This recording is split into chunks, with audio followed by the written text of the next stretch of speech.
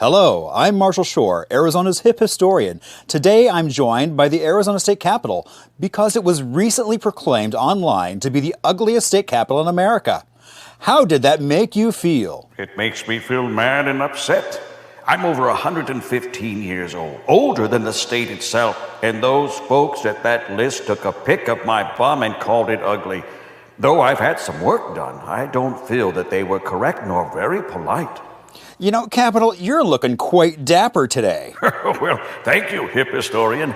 I'm a humble Capitol, nothing too fancy. I'm all about local. My foundation that keeps me standing here was carved from our own nearby landmark, Camelback Mountain. My top came from Yavapai County, and the ground level is granite from South Mountain. But I have to boast about my copper top. It was old and dinged up. The wonderful youth across Arizona saved their pennies to buy me a new shiny copper dome. Thank you. Who's with you today? My children, the House and Senate. See, Arizona has grown a lot over the years. Instead of moving or getting rid of me and getting something new and fancy, they were added as needed. Some call them too modern, lacking class, but they are children of their era and show how we've grown since my territorial days. Do you like it when people come to visit? Oh, of course. I adore visitors. We're the home by and for the people. You can even get a tour of all 4 floors and hear the stories that make Arizona's history great.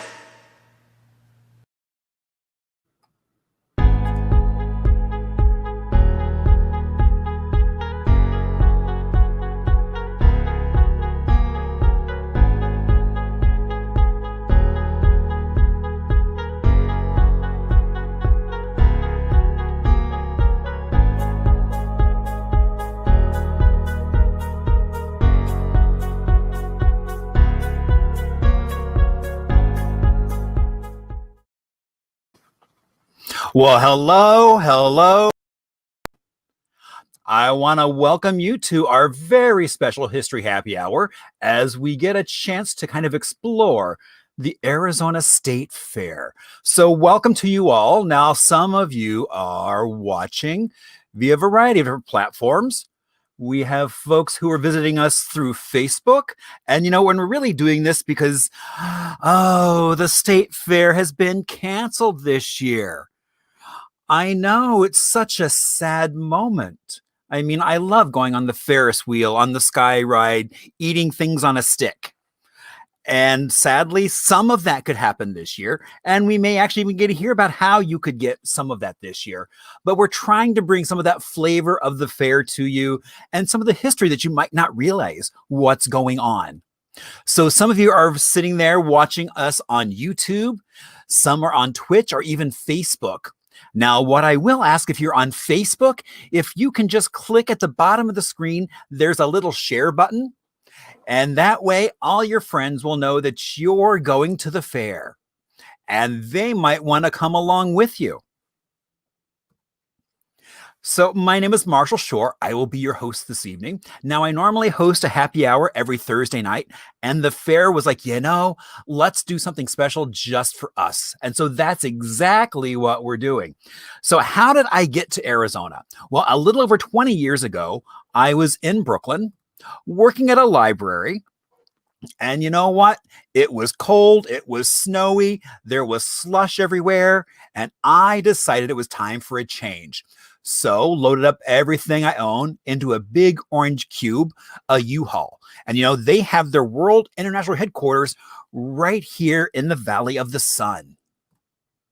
Now, when I first started here in Phoenix, I was working in a library in Central City South, and there was this rich oral tradition of that community where people were really sharing how the community got to where it was, or the fact that like the next door community, Golden Gate, had been decimated by the airport, and how the only thing that was remaining of that entire community was the Immaculate Heart Church.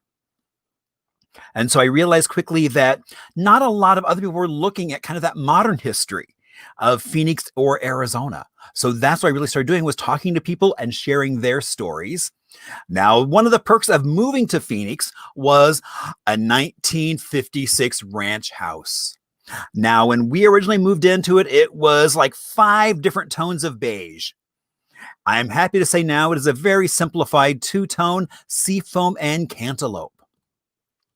There's what my kitchen looks like today. All that buttercream yellow tile, the matching stovetop, that in-the-wall oven, that if you look at it really close, you'll notice it's missing something that your modern oven has, which would be a window. So if you want to check on what you're baking, you got to so carefully open, but even more gingerly shut that, because if you let it slam, your cake will fall. Now, as soon as I got here to Arizona, all I kept hearing about how there was no history. But I knew that wasn't true, because every time I went for a walk, a bike ride, a road trip, I kept running into so many amazing stories. And then there's that post-war boom that I think in a lot of ways made the Arizona that we all know and love. All those GIs that either were stationed here, they either trained here, or they were passing through all the way to somewhere else. After the war, they were moving here in huge numbers, and in some cases looking for a house just like mine. And then this man was really also a game changer for that post-war boom. He invented air conditioning, Dr. Carrier.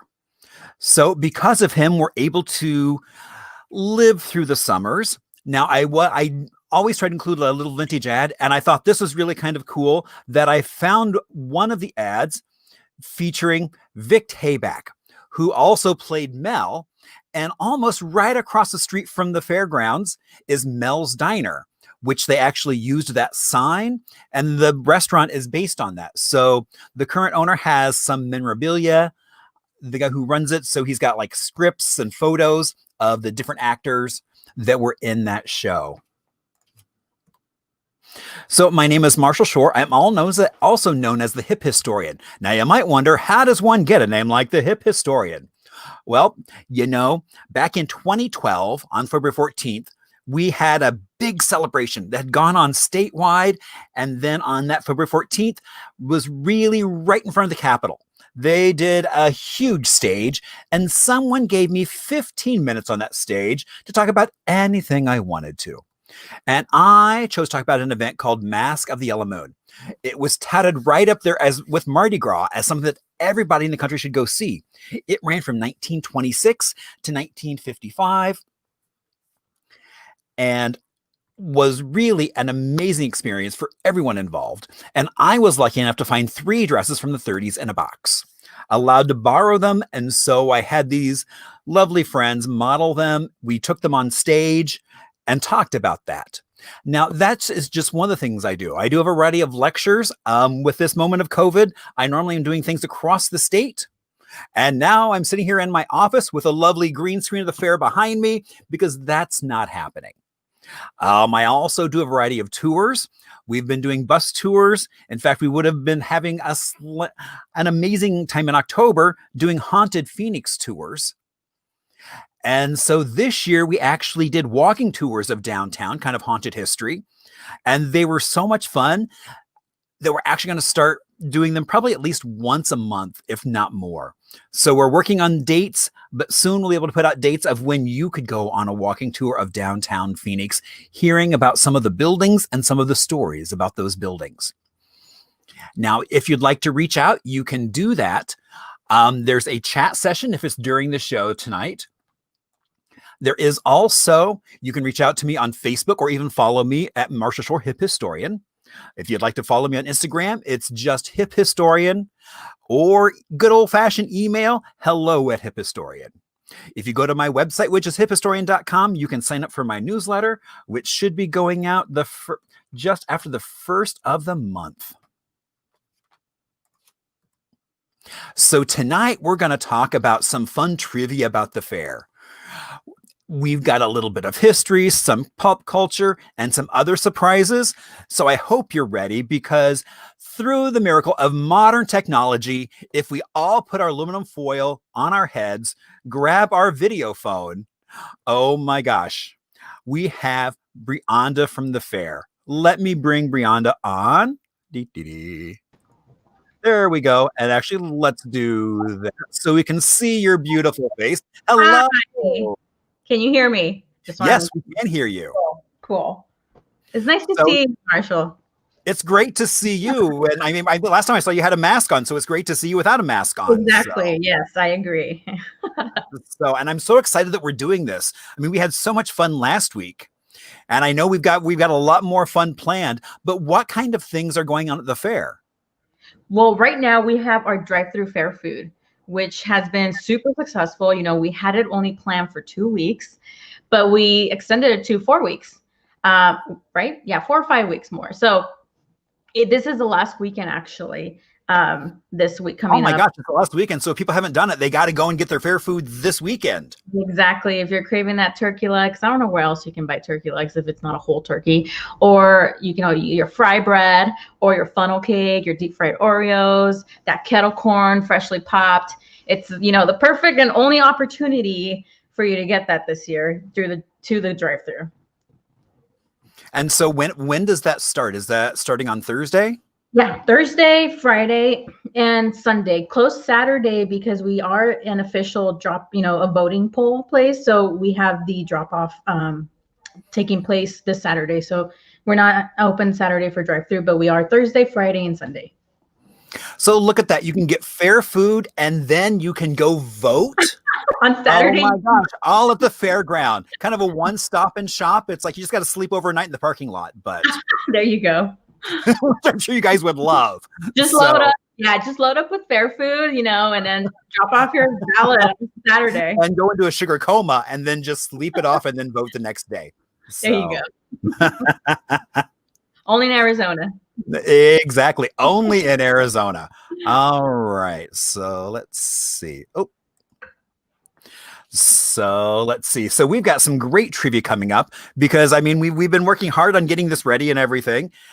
And so what you can do is feel free to keep track of your answers in the chat, or if you've got a pen and paper handy, you can do it there. And what we'll do is we have 3 rounds. Actually, we have 2 rounds of 10 questions. Then we have our bonus round. So that way, if you didn't do so well, you've got a chance to bump up your score.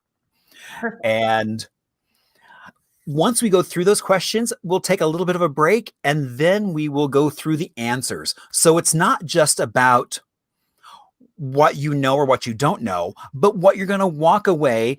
Now you'll be able to chat with your friends and just subtly drop in really cool facts about the fair that you probably didn't know coming into this, because we've got some really good ones this week.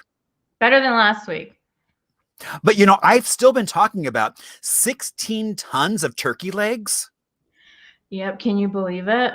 Oh my gosh. What a huge, I was blown away by that number. I was not expecting 16 tons. I know. And imagine during fair, it's ridiculous. It is ridiculous. Yeah. Indeed.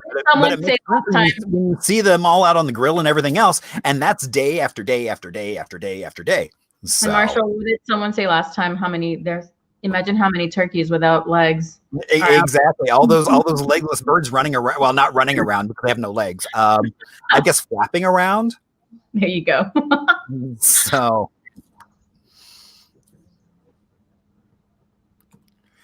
All right. So our first question. The iconic Arizona event wasn't always called the Arizona State Fair.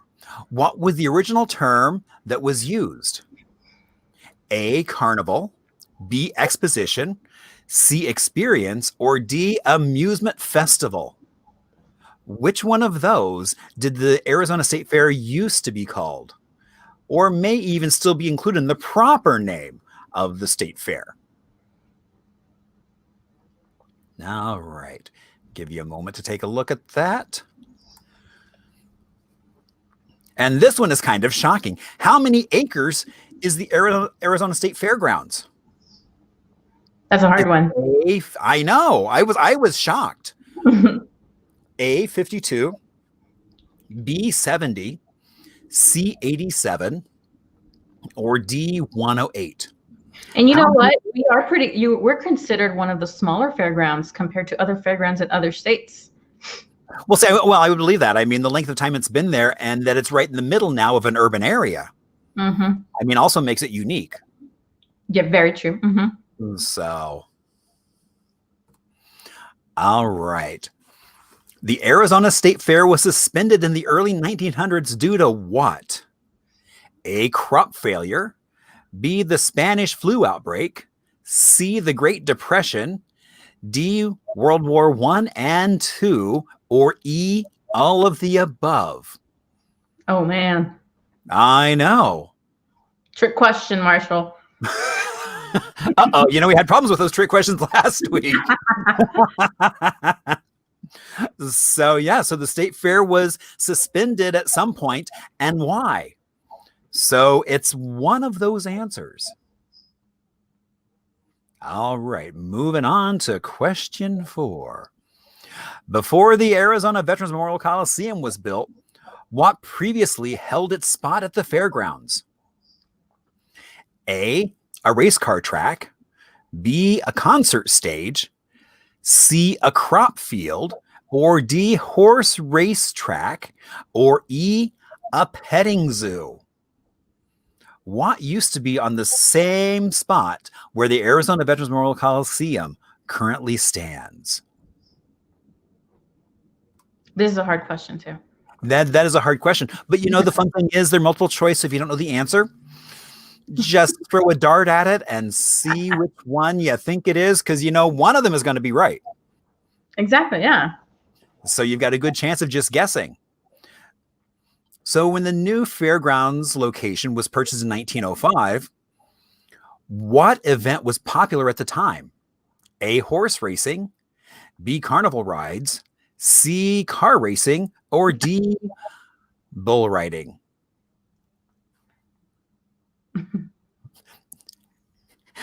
I see Jen's responding to us. Uh-oh, we're in trouble now. Come on, Jen. That's right, Jen. Help, don't hinder. All right. The Grandstand got a new look in the 1930s. What happened to it? Expansion efforts needed the structure to be moved. B, it was destroyed by a Haboob sandstorm. Ooh. I know. C, new funding allowed for renovations. Or D, a fire consumed the structure. Uh-oh, Jen's apologizing. I'm not quite sure what she's apologizing for, but Those are all I think she's apologizing in advance. Although I haven't seen Julie pop up, so maybe Jen is now going to be our Google source if need be. She's our new Julie. Come on, Jen. That's right. Jen is the new Julie. What is the name of the baby goat who went missing briefly during the 2015 Arizona State Fair? Was it A, Gus Gus? Was it B, Lucky? C, Boots? Or D, Puss Puss? What was the goat's name that went missing from the 2015 Arizona State Fair? I was employed already at the Arizona State Fair when this happened. And let me tell you, it was a big deal. Well, actually, yeah. I mean, it was huge. It wasn't just local news. It went viral. It went viral. It was national. Yeah. I didn't realize you'd been with the fair that long. Yeah, I started in 2013. Oh my gosh. I know. Lucky me. See, and look, you're there for this history-making moment. There you go. That is not the first time the fair has been canceled, but I guess we'll find out in a little bit what events have canceled the fair in the past. All right, question 8, coming to the home stretch of this round. In the 1950s and 60s, what started to grow in popularity? A, carnival rides. B, games. C, touring musical groups. Or D, all of the above. Which one of those was rising in popularity in the 50s and 60s? All right, 2 more questions left in this round. Oh, actually, there's an extra one because I added one. Surprise! All right, so question 9. In 1903, Dan Patch, the famous trotter and harness horse, was growing in fame. Dan Patch was an exhibitionist at the Arizona Industrial Exposition in 1903. He set the world record for fastest mile by a harness race in 1905. What was the time of that record mile? All right. So A, 4 minutes and 28 seconds. B, 1 minute and 55 seconds. C, 1 minute and 3 seconds. D, 6 minutes and 49 seconds. You know, I don't think I could run it in any of those. You know, I think I need at least an extra 10 minutes. This question has a clue to the first answer, I believe. I know, it does. Yeah, so if anybody remembers. I know. So you'll be able to go back. It's like, oh, wait a minute, I'm going to scratch that one out and put this new one in. And so here's my super secret bonus. So what infamous Phoenician and Dan Patch hail from the same Indiana town? A, Eva Dugan. B, Stevie Nicks. C, Winnie Ruth Judd. Or D, Pearl Hart? That's right. Dan Patch and an infamous Phoenician have Indiana roots. I know. I was thinking that as well, that the horse was an exhibitionist. Well, it was, because it probably wasn't wearing pants, but that's neither here nor there. So, infamous. That's a key word. Indeed it is. All right. And our last question of this round. Once on display at the Arizona State Fair, this Edward H. Bohlin saddle is said to be used in what famous parade? A, the Rose Bowl Parade. B, Macy's Thanksgiving Day Parade. C, Inaugural Parade. Or D, Mardi Gras Parade. Which one of those did a famous saddle, a beautiful saddle, what parade was it used for? It was one of those. And oh my gosh, is that saddle beautiful? You better have a picture of it. Now, of course we do. And then we can also tell people where they can actually go see it, which is even better. Oh, nice. Yeah. All right. So let's see. I'm trying to think what. So normally I would show a little video, which I still want to do, but I'm thinking everything's going to give something away. So we're actually going to I'm going to show a trailer from a movie that most people don't know was shot at the fair. It's actually, and there's a song in it that has a copyright issue. So it's never been home released, but it's it would be a famous movie if it could actually be shown. So here we go.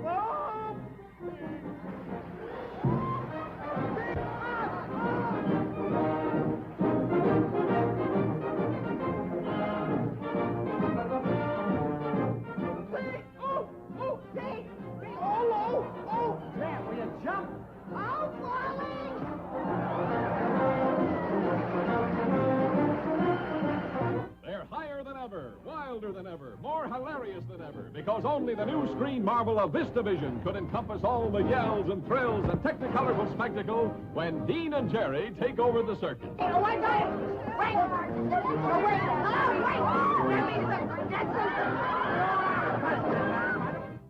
See the elephants. Jerry washes them while Dean soaps the beautiful boss lady, Joanne Drew. Country, there are no barriers. When a woman wants something, she takes it. What do you got in mind, I hope? Now, you laugh real nice. I have no idea what you're thinking. I don't think so, do you? Sorry of who? You love Jerry the most as the king of the clowns.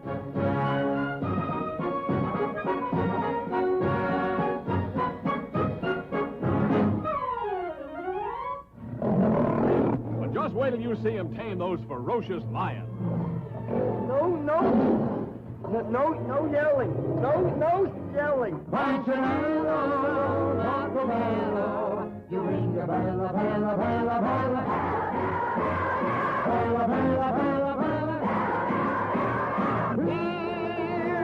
Here came my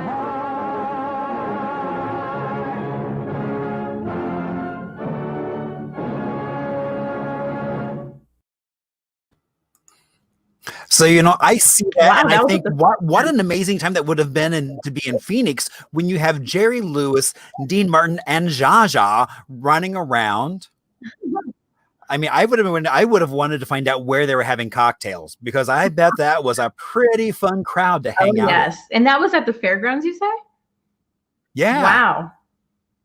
Yeah, back in the 50s, they filmed it there. So, and Jen says that I guess that Jerry Lewis set foot on the fairgrounds another time, but The only other Just time Jerry Lewis set foot on the fairgrounds. yeah, so I don't know what that first time or that second time was, but I don't know if it was all shot at the fair, but it shows up as having some of the scenes were shot at the fairgrounds. So Cool. Always learning something new with you, Marshall. well, that's the fun where you're never too old to learn something new. So, all right. So now we're going to go through those questions and talk about the answers. Oh, and just as we won't talk about the second time. Okay, well, I guess we won't talk about the second time. Maybe it's on Google. I wish Julie was around. She could Google it and let us know, because I think Jen's going to hold that answer. I don't know. I wouldn't trust Jen 100%.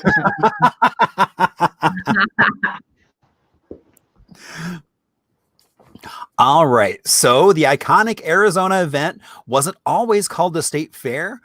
The original term that was used was Exposition. Ta-da! So what have been some of the names that the State Fair has gone by? Well, the first name it had was the Arizona Territorial Fair, correct? Mm-hmm. And then after that, I just know that when Arizona became a state in 1912, it became Arizona State Fair. And then what is it called today? Well, our legal name for paperwork, it's the Arizona Exposition and State Fair. Does anyone ever call it that? I mean, even that video screen out there on McDowell doesn't say that. It just says Arizona State Fair across the top of it. Yeah, our legal name is Arizona Exposition and State Fair. That's what the paychecks say. Ah, the important piece of paper. There you go. All right. So how many acres is the Arizona State Fairgrounds? 70. Wow. Yeah.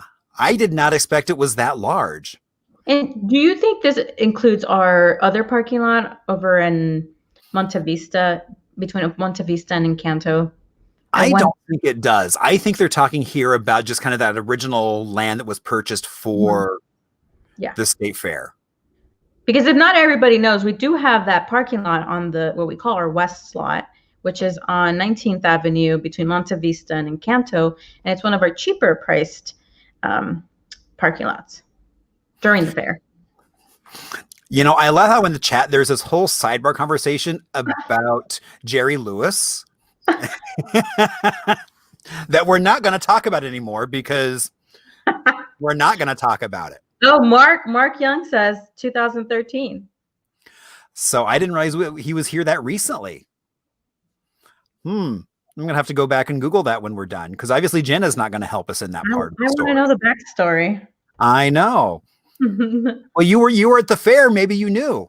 I was just an intern, so I was out getting coffee and and running with your cell phone, trying to do some social media stuff. Exactly, and placing radio stations.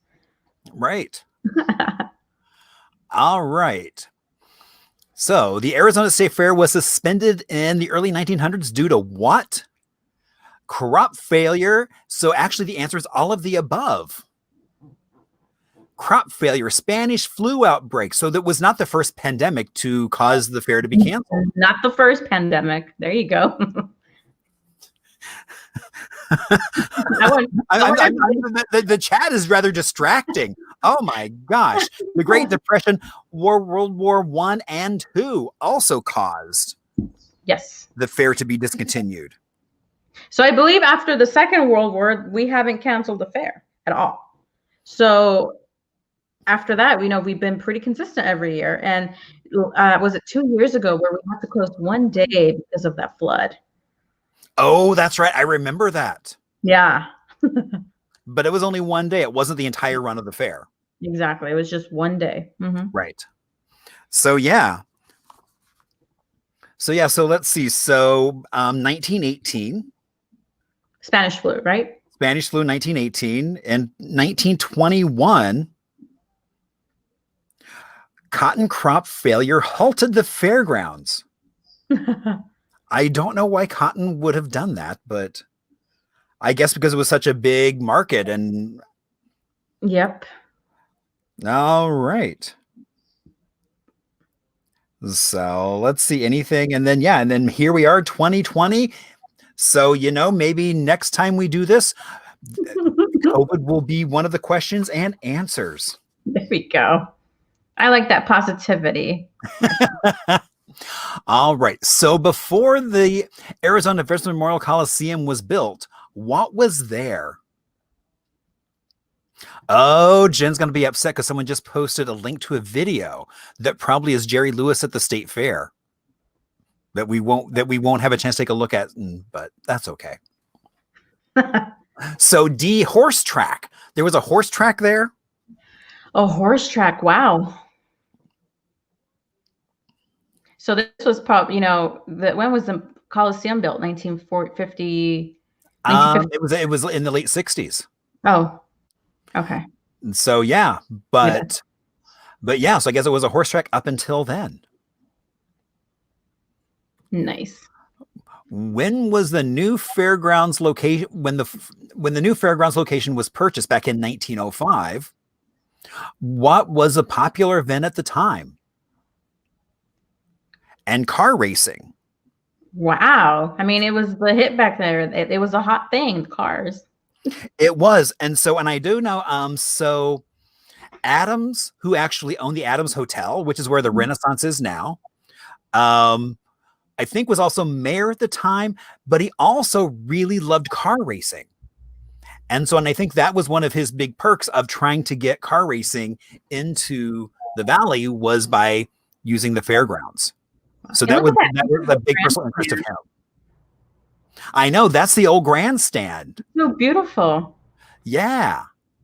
But I bet it looks like it's made out of wood. Yeah. Oh yeah. Mm-hmm. So, and I think we'll find out what happened to it in very soon. All right. The grandstand got a new look in the 30s. What happened to it?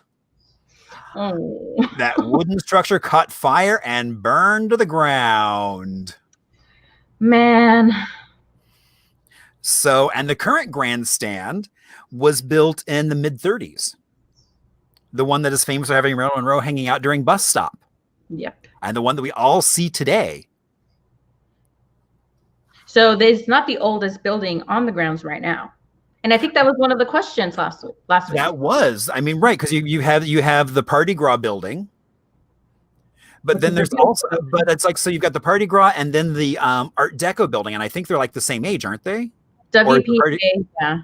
But I think the Party Gras is the oldest. Yeah. Okay. And probably the creepiest. Although I've never been in the Art Deco building, so I can't say if it's creepy inside, but there's all kinds of stuff happening in that Party Gras building. Yep.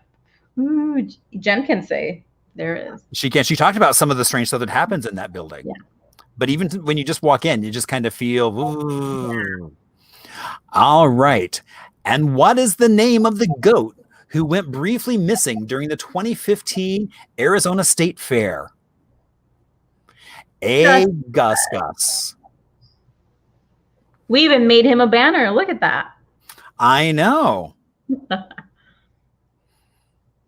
So do you know the story of Gus? I don't. So what happened to Gus Gus? So allegedly, one day he went missing. And we absolutely, he didn't go running off. There's no way he can go No, running because off. in that petting area, I mean, there's like multiple fences and multiple, like, almost like a lock. You got to go through all these different gates so the animal can't get out.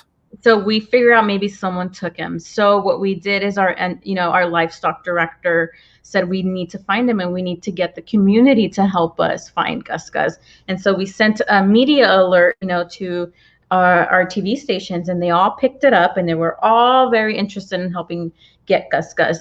And then, national media picked it up, and it was national news all of a sudden. What a year 2015 might have been. That was, the hot news. But, it helped get Gus Gus back. And someone who I think was running along the canal saw a little goat just walking by.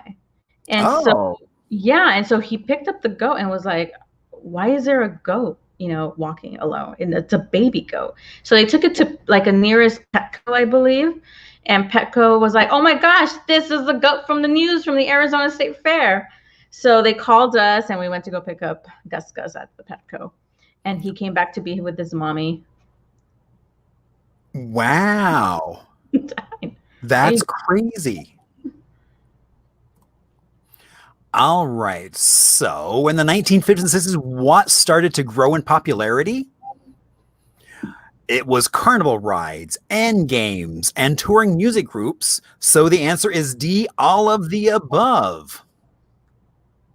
Wow. I mean, and that makes sense because it's like that was the same time period we had Elvis coming to the fair and all kinds of things like that. And so many different music groups were now doing national tours. Yeah. So, imagine being there at the Arizona State Fair in the 50s or 60s. That's awesome. Yeah, no, that would have been so cool. I can only imagine. I mean, I wonder what the fair food was like at that point. Because it wouldn't have been deep fried on a stick. I'm sure it was a corn dog or a hot dog. One of those. You're right. I bet it was a corn dog, but it wasn't like deep fried Twinkies. And I wonder if they had turkey legs back then. Oh, I wonder.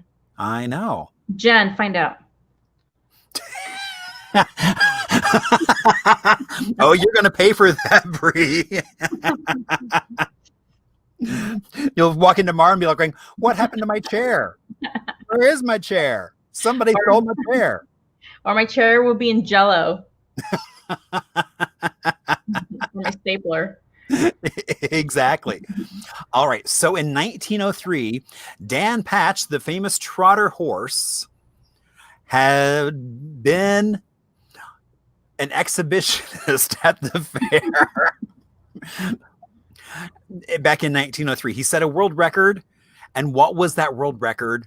That was actually set at a different fair, not at the Arizona Fairgrounds, but it was a different fairgrounds. And he did 1 mile in 4 minutes and 28 seconds. Wow. Yeah, that's awfully fast. So, but yeah, no. So, I mean, he was growing in fame. I mean, he was like internationally famous. And he has Indiana roots, you said?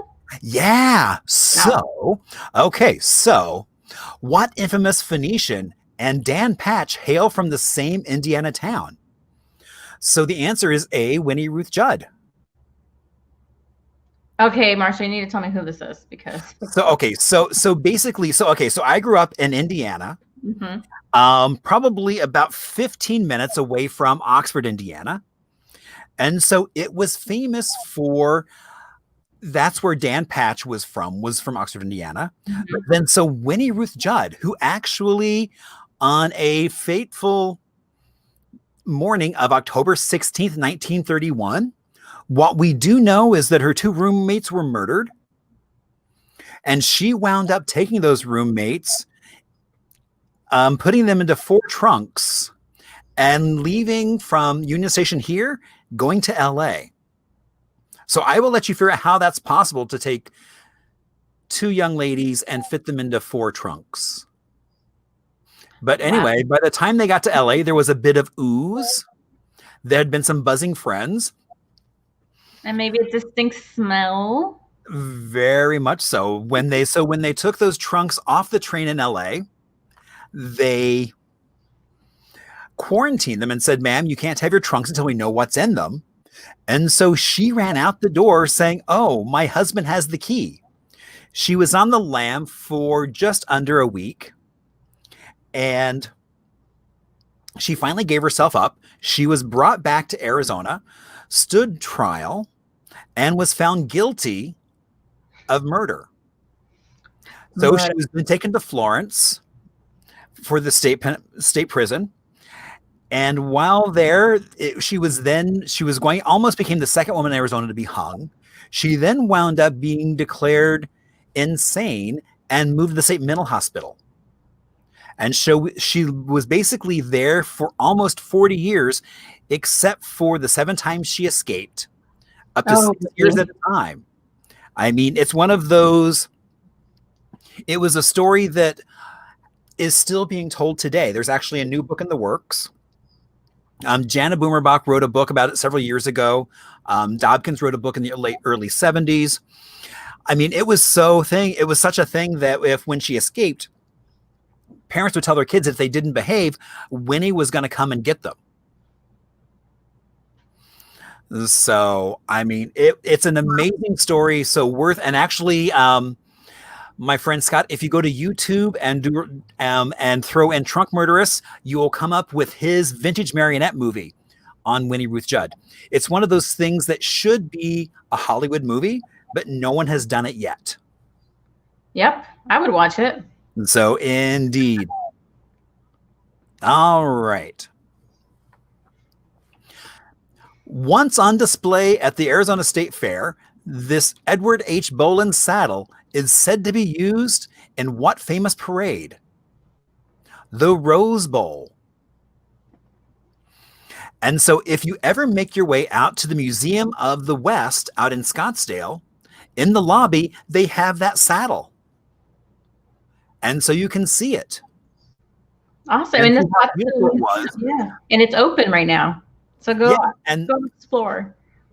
And then I heard somebody was saying that Gene Autry loved the saddle so much that he used the design to have a saddle created just for him as well.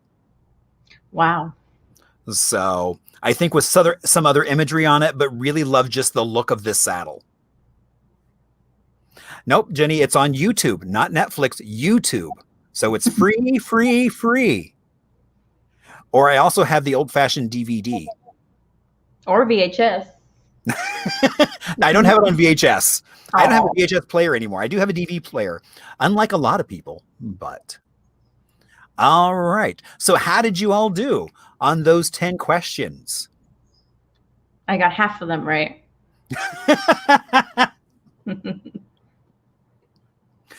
So, and Jen's asking if it's on beta. Nope, it's right now. You can find it in your own living room on YouTube. Oh, and Anna says that her grandmother attended the Winnie Ruth Judd trial. Wow. Wow, Anna, how cool is that? I'm sure she had lots of stories about what happened at that. Oh, and Mark got 50%. But you see, that's half the fun, is not necessarily what you walked in not knowing, but now you know. All right. So as we get ready for our second round, it is a little bit of history. It's a little bit of pop culture, and we're looking at our 10 questions. And so question 11 of this round. Johnny Cash performed at the Arizona State Fair twice. What decade were both his performances? In the 1980s, A, B, 1970s, C, 1990s, or D, 1960s? Oh, and it doesn't look like Jen did very well on her quiz. Oh, she's a loser, she said. Oh, Jen, no, you were on last week, so you're a winner. That's the only answer. Sorry. All right. So what decade did Johnny Cash perform twice at the fairgrounds? How many students have visited the 2019 Arizona State Fair through their school field trip? And that's free for them. Oh, really? Yeah. Wow. All right. So those students, A, 850 students, B, 2690 students, C, 9,563 students, or D, 16,772. How many students do you think visited the state fair on a field trip in 2019?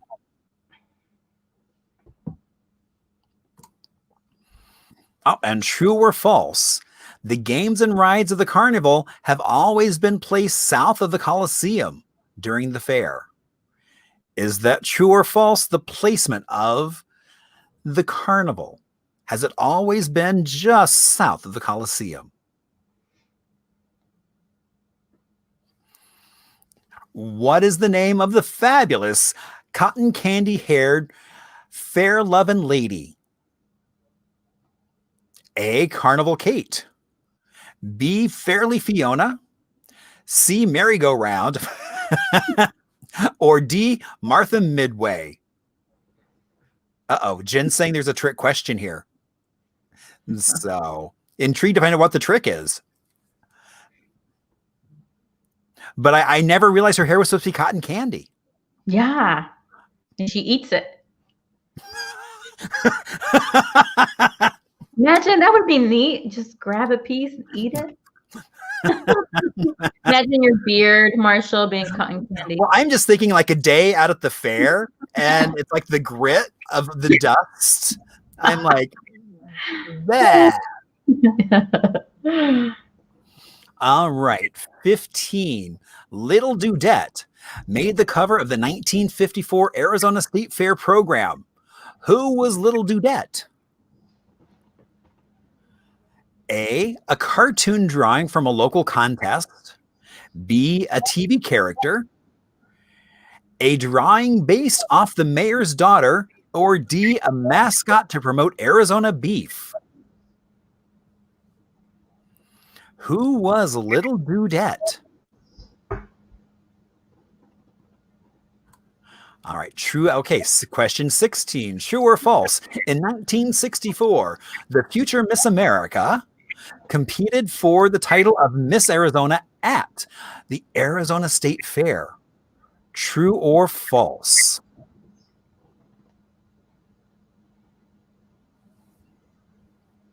All right, so it's either true or false that a future Miss America competed for Miss Arizona at the fairgrounds. What month was the Arizona State Fair initially held in? A, March, B, December, C, November, or D, June? Oh my, June would have been quite a lovely time to have the fair. Oh man. Those animals would have smelled delightful. So, I would say you could probably go ahead and cross that one as a possibility. But there are 3 other dates that are very possible for when the fair used to be held. Yep. True or false? The first flight across the United States made a pit stop at the Arizona State Fairgrounds. So that's true or false? And did that first cross-country flight, did they make a pit stop right here at the fairgrounds? What year was the Bobby Ball Memorial Race held at the Arizona State Fairgrounds? A, 1955, B, 1928, C, 1960, or D, 1971? What year was the Bobby Ball Memorial Race held at the fairgrounds? And we're coming up to our last question of this round. What year did Bon Jovi bring his New Jersey Syndicate tour to the Arizona Veterans Memorial Coliseum? I'm wondering if we could see Jen. Is she jumping up and down right about now? Oh yeah. I'm sure she is. Okay, so what year did he bring his New Jersey Syndicate tour here to the Coliseum? A, 1989, B, 1981, C, 1990, or D, 1995? This one's for you, Jen. I think she makes things we're making fun of her, but I think we are. Yeah. Shh, don't let her know that. All right, so we're going to take a little bit of a break and we're going to have a little video. And so we don't give any answers away.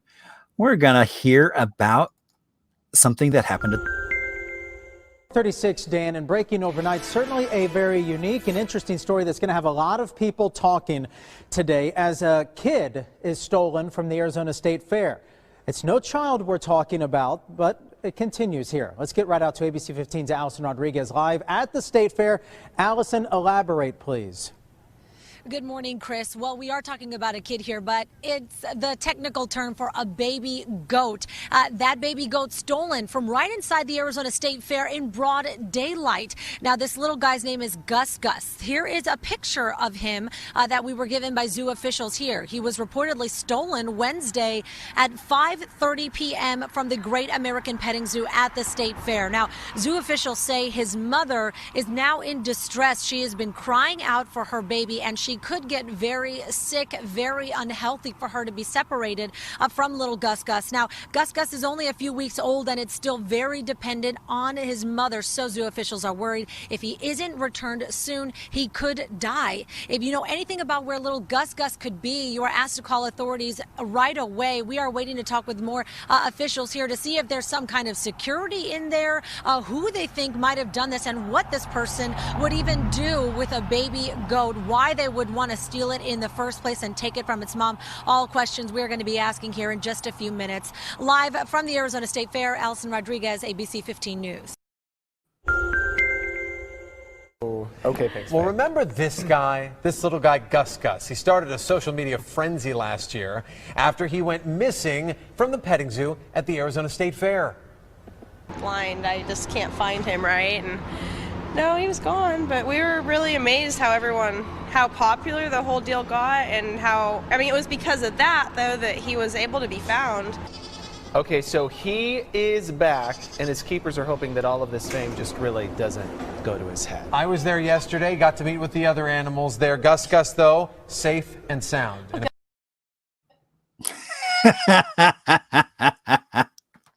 Oh, Gus Gus. so I wonder if Gus Gus is still part of the petting zoo or if he's gotten too big now for the petting zoo. No, he's still there. Oh, he's still there? Oh my gosh. He's chubbier, of course. You know, he's older and chubbier, but well, you know, and COVID, we've all put on the COVID-19, so Gus Gus is probably no different than the rest of us. It's okay, Gus Gus. We understand.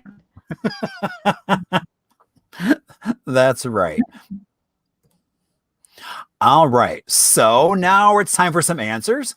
So, Johnny Cash performed at the State Fair twice. What decade? It was A, the 1980s. Nice. You know, at that point, not to date myself, but I was listening to Johnny Cash on a cassette player in the 80s. So he came twice in that decade. Wow. Yeah, so that was kind of after he already had one career, so he was kind of swinging back, and his career was getting more and more popular. Nice. All right. How many students have visited the fair since in 2019? Oh my gosh, see, over 9,500 students. So Bree, what do they do with the state fair? Do they just come there and eat food? Well, the teachers bring them, and the school brings them, and they come in their buses, and they get here early, and so they get here whenever the fair is closed, and they come and visit the fair. So it's gosh, they get the whole fair to themselves? Yeah, there's only certain rides open, and they get to visit, the Home Arts building, the entries, in the Coliseum. They get to enjoy all that part of the fair, including like the petting zoo. So they get to see Gus Gus. Yeah, they do. Wow. With no one else around, that's pretty dang cool. Yeah. All right. True or false? The games and the rides of the carnival have always been placed on the south side of the stadium, of the Coliseum. And that would be false because we can see right there. Trick question. Ding, ding, ding. Exactly. So they have been south. They've also been on the west side as well. Very cool. And I love the old picture. And so that actually would have been, that must be the horse track where the Coliseum was. Is that, no, that's the grandstand. I was trying to think of where things were. I'm like, oh no, that's the grandstand. But look how big the racetrack is compared to the grandstand. And look how it is. Yeah, I mean, right. It's much smaller. Yeah. So. Oh, and Jen is saying also north. So I guess the carnival used to also go around and be on the north side. Oh, I didn't know that. Nice. So not just where the one coffee cart is. We love that coffee cart. Oh my God. They are such a lifesaver because it's hard to find coffee at the fair. Yeah. So yeah, it's like whenever I'm there, I'm always like best friends with them, at least stopping by at least once a visit, if not more. I feel like the staff enjoys that coffee cart more than anybody else. Well, and they're so nice. They are very nice. Yeah. All right. So what is the name of the fabulous cotton candy haired fair loving lady? D. Martha Midway. And she eats her hair. Made out of cotton candy. Here, I always thought there was a sign of mental illness, but now I know it's just a carny thing. It is. I wonder when my hair is going to turn into cotton candy. Maybe at the 10-year mark, 15-year mark.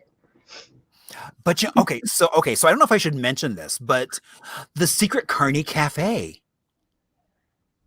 Oh, that's always hidden. I mean, and sometimes if you're with someone from the fair, because you have to have an ID to get you in to the Secret Carney Cafe. But oh my gosh. So I'll tell you, insider scoop here. So those of us who are, part of the fair carnies, we practically live there. And so imagine eating funnel cakes for dinner every night. Yeah, no. So we have the secret cafe in the Midway that nobody knows about other than staff. And we go there and eat regular food.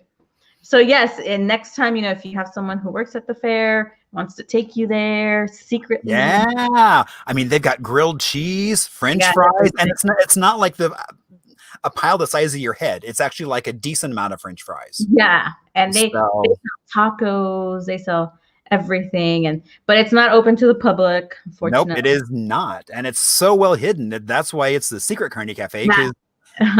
And it's you won't ever guess where it's at. It's in the middle of the Midway. Right, exactly. I mean, it's so well camouflaged. That's kind of the fun of trying to figure out where it is.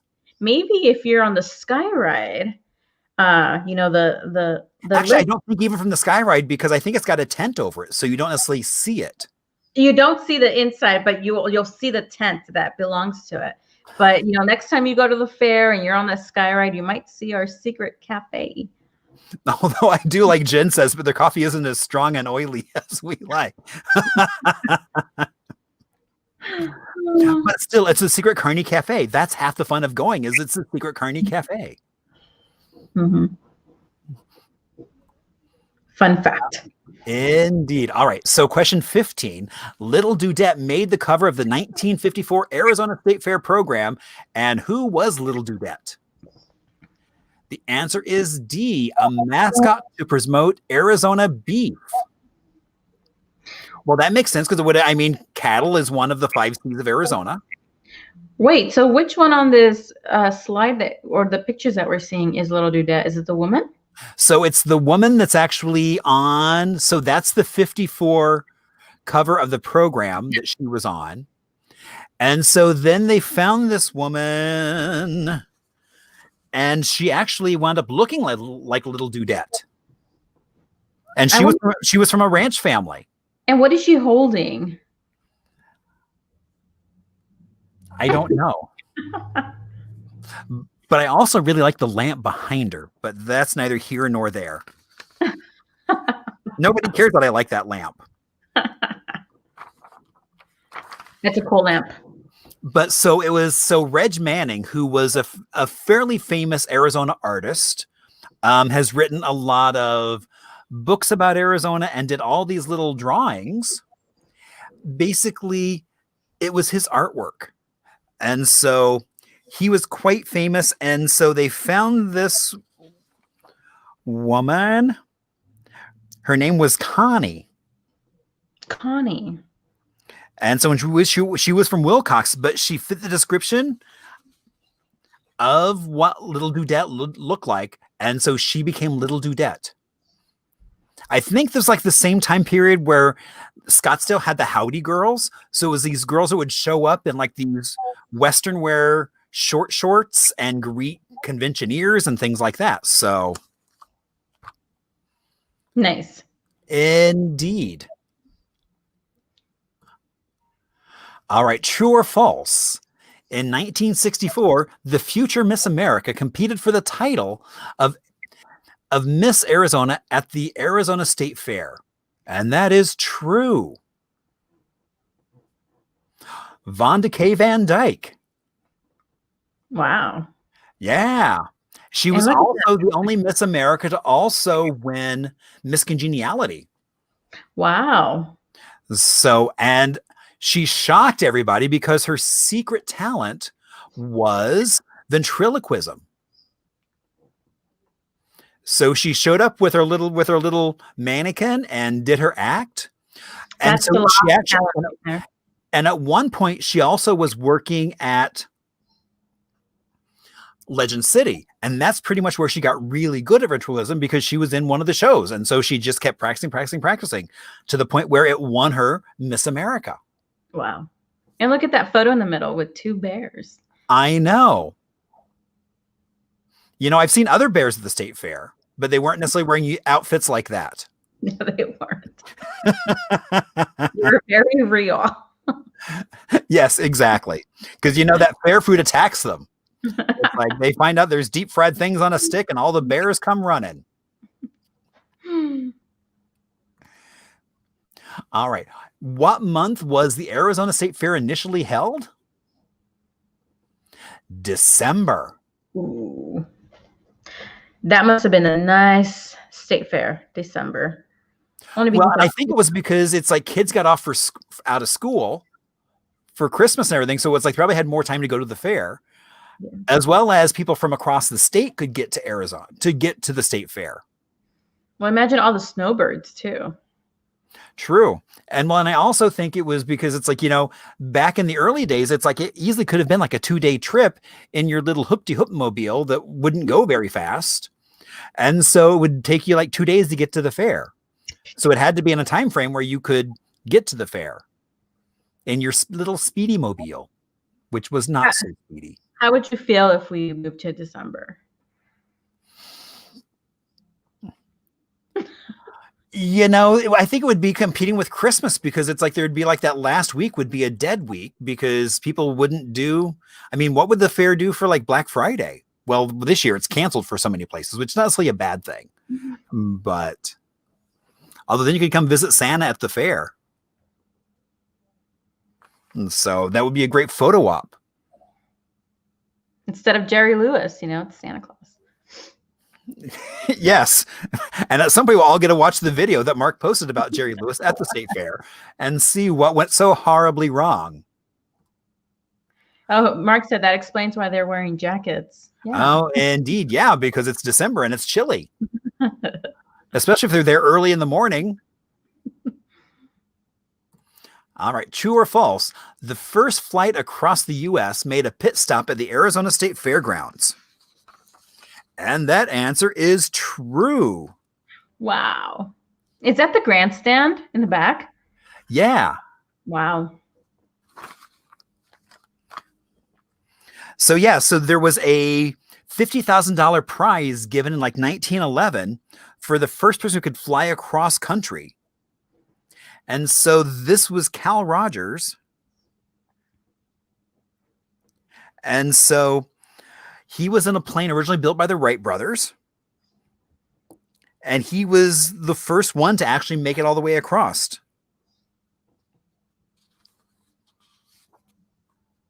Nice job, Carl Rogers. Exactly. All right. So question 19. All right. What year was the first Bobby Ball Memorial Race held at the Arizona State Fairgrounds? And it was A, 1955. So, we had a similar question about Bobby Ball last week and didn't realize there were two Bobby Balls because one of them owned a modeling school and was a woman here in town, as opposed to the Bobby Ball this race was held for back in the 50s, who was a native, who was basically a driver. Wow. Bobby Ball must have been a very popular name. So I just think it was funny that we all assumed it was the modeling school and this woman suddenly had a race named after her. But that's why it's always a good moment to learn. And that way we found out that the race was for Bobby Ball, the car driver, not the modeling agent.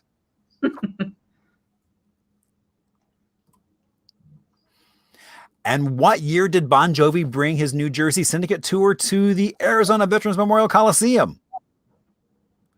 A, 1989. I know, Jason. That's what I thought was so funny about the last question was we all assumed it was the beauty school or the modeling agency, not a race car driver. So Bon Jovi was here at the Coliseum in 1989.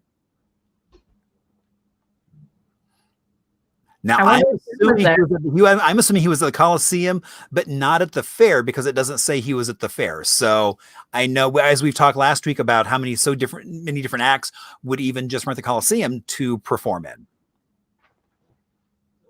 And so, all right. So how did you all do? Did you do better or worse than that first round? Way better. All right. Good to hear. So, all right. So we're getting ready for some bonus trivia, but we have, I wouldn't say a video daily double, but pretty much. I mean, we'll get us. What we'll do, let's have a little compromise. What do you mean? Well, we'll sing a duet. You think you can do that? Look, I mean, you sing a line, and then I'll sing a line. I didn't mean that we both sang together. Yeah, I didn't think you'll love that. All right, look, remember, wherever we go and whatever we do, we're going to have to go through it together. Wherever we go, whatever we do, we're going to go through it together. Together! Every not so far. Wherever we are, it's together. Together!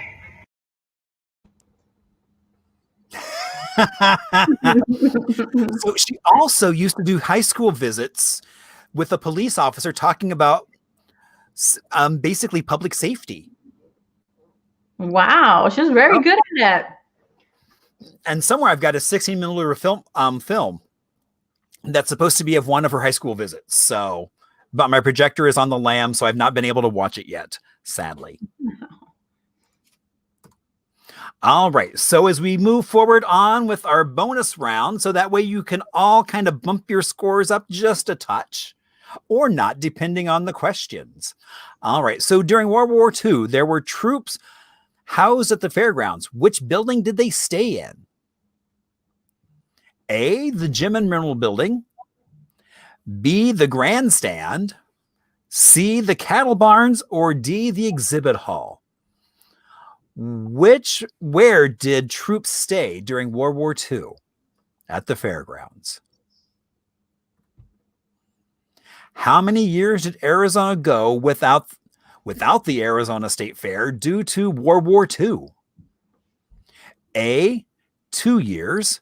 B, 4 years. C, 7 years. Or D, 12 years. Oh my gosh. All right. So one of those is, how many years did we not have a state fair due to World War II?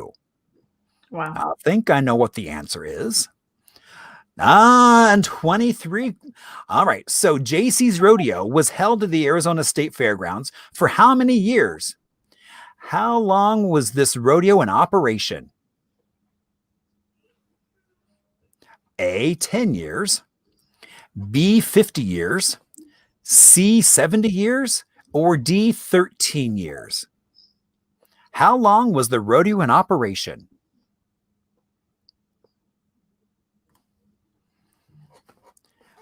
Question 24, almost at the end of our bonus round, but how many years was this ornate Arizona State Fair gate up and right off McDowell Avenue? A, 21 years, B, 35 years, C, 50 years, or D, 89 years? How many years was that pretty fancy entryway? That's a nice entryway. It is. I know. I'm wondering why they ever took it down. Yeah. All right. These murals by French-American anthropologist Paul Cozy can be seen inside which building on the fairgrounds? A, the Veterans Memorial Coliseum, B, the exhibits, C, the Grandstand, or D, the Party Gras building?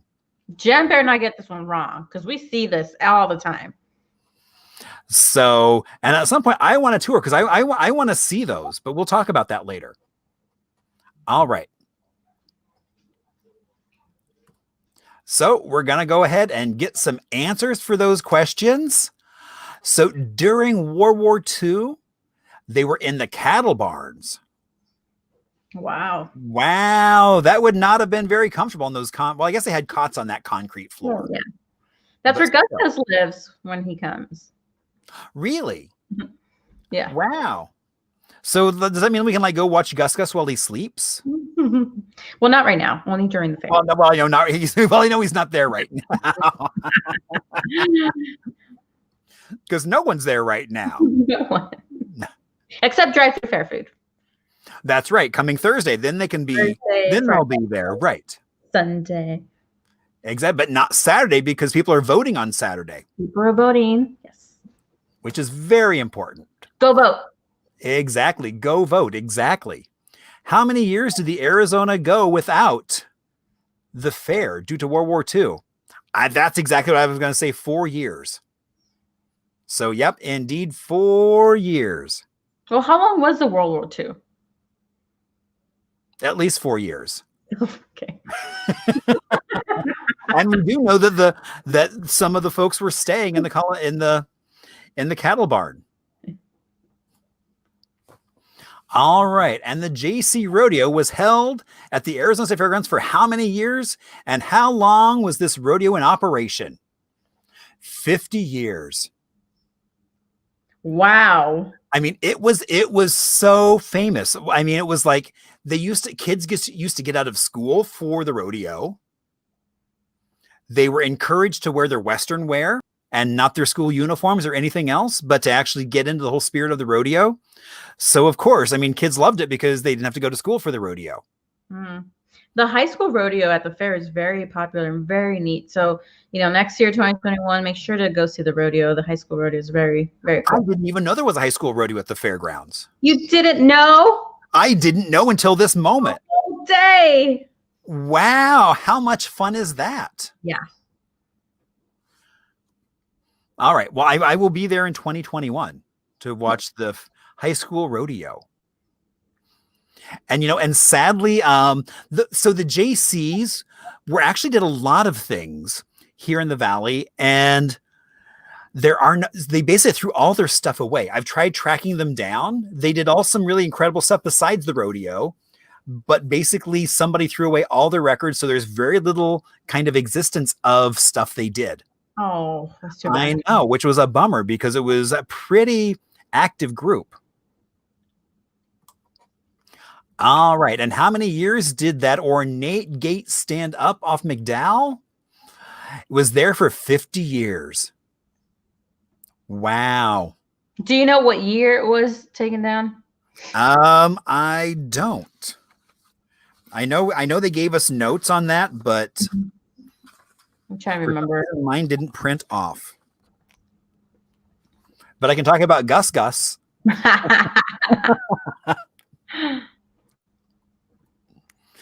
All right. And question 25. Murals by Paul Cozy can be seen in which building at the fairgrounds? The Memorial Coliseum. Yes. Wow. And then I also understand there are some murals at the in the grandstand.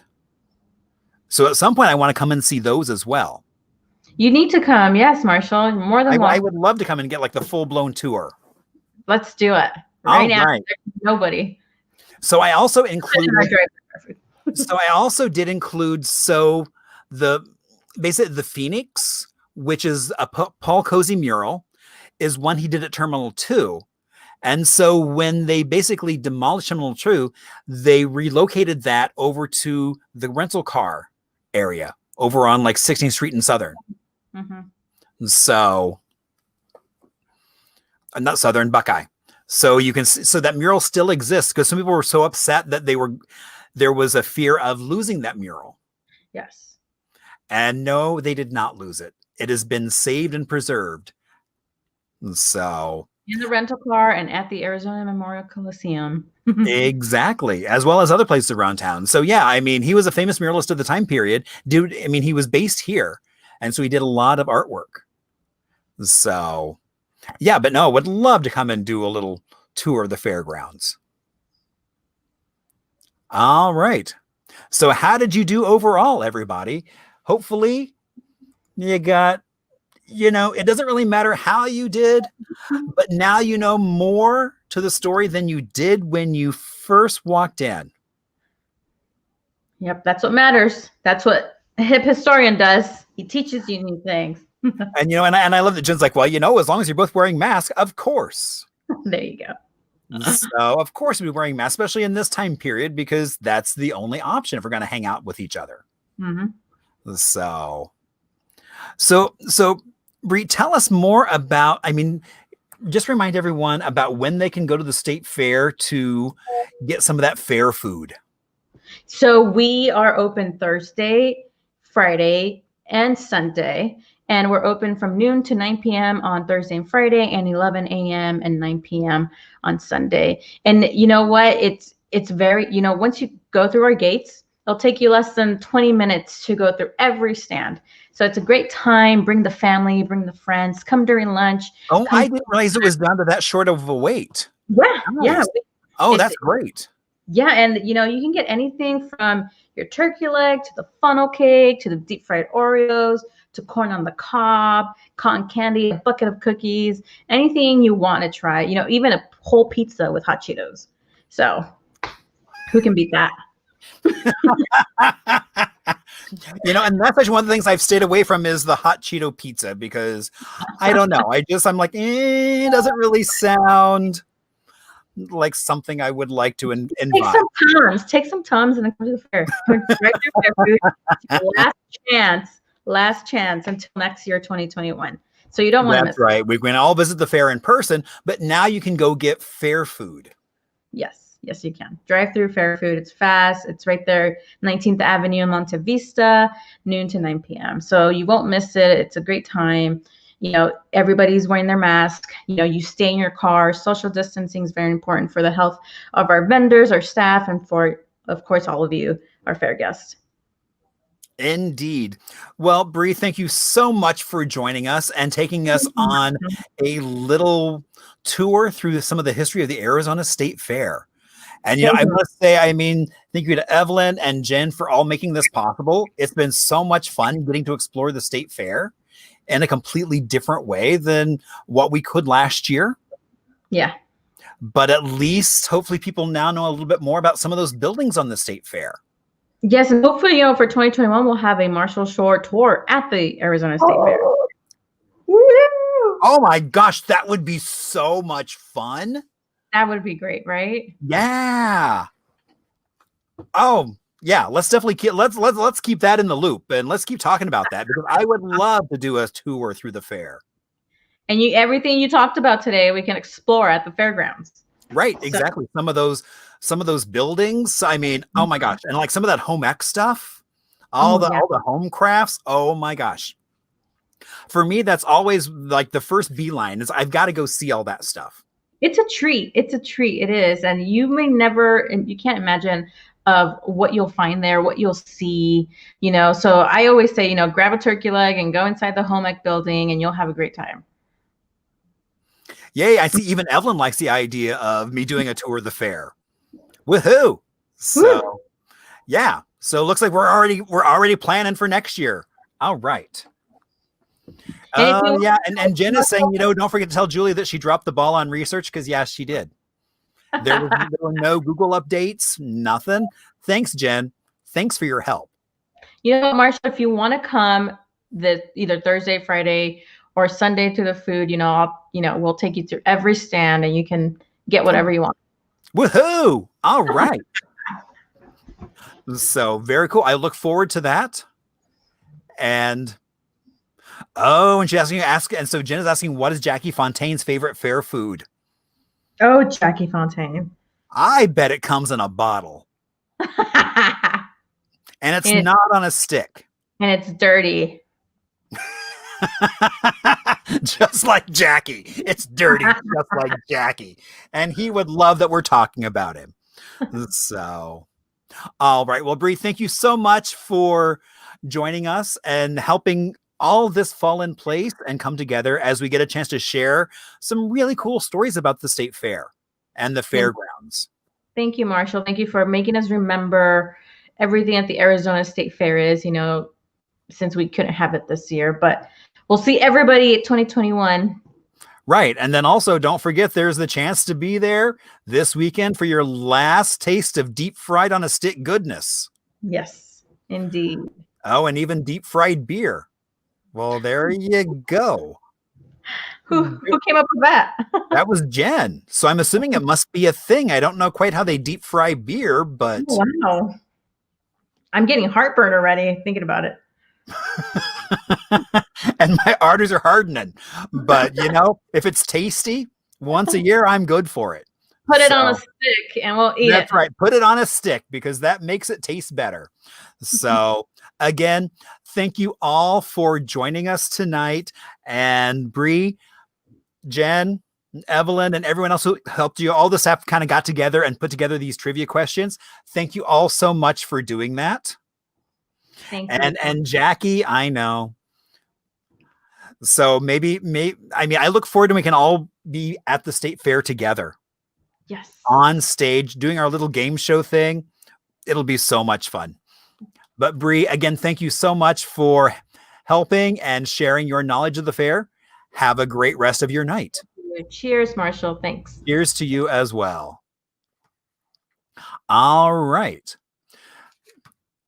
So a little bit about, it's like, with all this stuff, it's like, if you have stories, questions, suggestions on different things, that's how I find most of my best stuff, is people telling me stories and then going off and researching, using some of those library skills to go off and find more information. So please reach out to me. We have our Arizona History Happy Hour this Thursday coming up at 7:00, and that's on Facebook Live, Twitch, and YouTube as well. And so for Halloween, we are having Francine Powers on, who just wrote a book called Haunted Bisbee. So it's going to be all Bisbee haunted trivia. So that's going to be a really fun show. Also coming up on Sunday, October 25th, from noon to 7:00 is a Thunderbird Lounge right on the Melrose Curve. They are doing their socially distanced night market. And so I will be there, and I will have just got up a new batch of these Mr. Lucky t-shirts. So you can stop by and pick one up there. You can also, if they were on my website, you could find them there. They're not there yet. I know I do have, I think, the Bikini Lounge up there right now. And oh my gosh, who loves the Orpheum? So the Orpheum, which is kind of our vaudeville/movie palace. They are making one heck of a comeback for a movie palace. So this weekend, they recently installed the most advanced theater system on the planet. And so they are going to be premiering this system this weekend with The Wizard of Oz.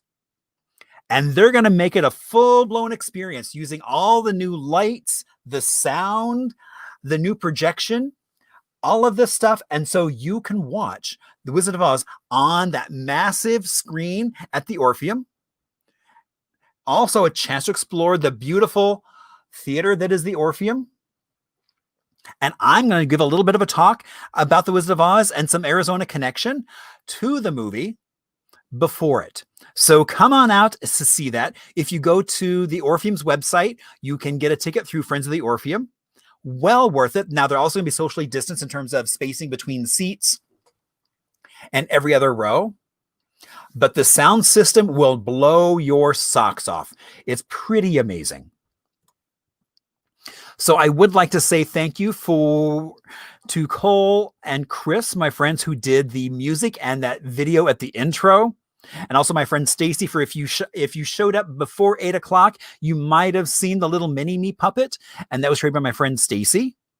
And then we have our outro video, which is Mr. Ho, who is from Sunny Slope and has a orchestratica troupe where he has a 22-piece band and they play some really cool music.